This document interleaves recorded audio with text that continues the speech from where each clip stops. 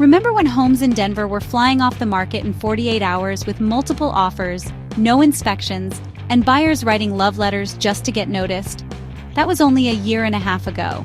Today, more than half of the active listings in the Denver metro area have reduced their prices, some more than once. What changed? In this video, I'm breaking down exactly how the Denver market flipped in just 18 months, and what that means for buyers and sellers right now.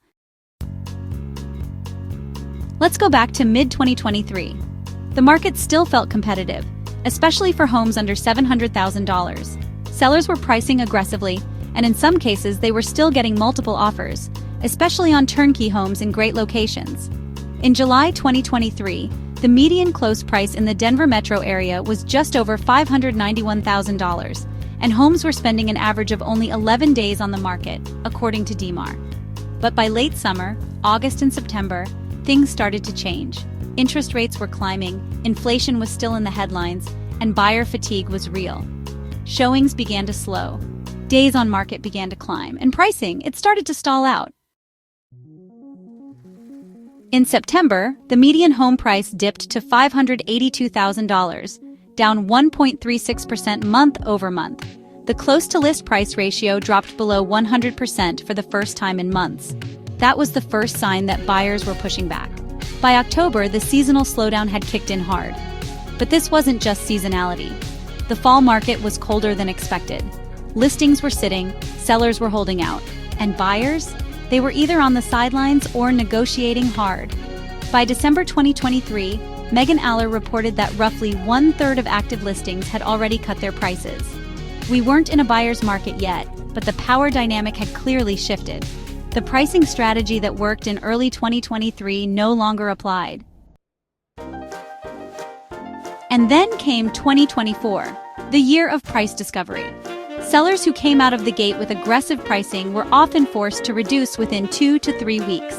Inventory built up, buyers had options, and they weren't afraid to wait. According to Houzeo, the average time on market across Colorado reached 66 days in early 2024.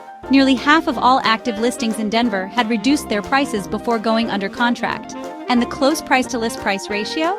That dropped to 97.8% in May 2024. Sellers who adjusted early and priced competitively still had success, but the days of aspirational pricing? Those were over.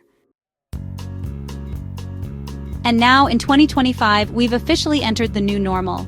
The Denver market isn't crashing, it's just recalibrating. According to the April 2025 DMAR report, days on market rose to 31.